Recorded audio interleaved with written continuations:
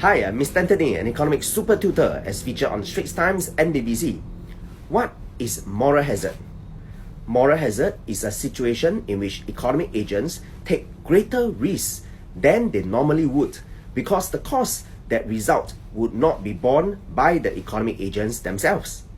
Here, the information asymmetry is due to the fact that the buyer knows more about his or her intended actions than the seller. Using the context of health insurance, if an individual is not insured, then he or she is more likely to take care of his or her own health. For instance, by exercising, taking health supplements, or even going for annual health checks and visiting the hospital less frequently.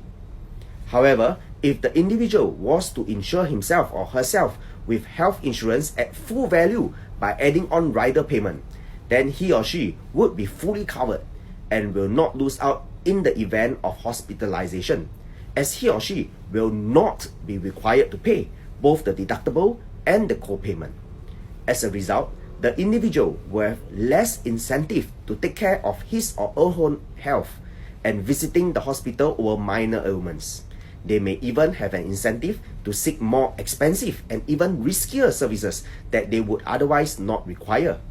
There is hence moral hazard, in that because the individual, because of the availability of health insurance, may be less inclined to take care of himself or herself, since the payment from an insurance company lessens the burden on the individual in the case of an admission to the hospital.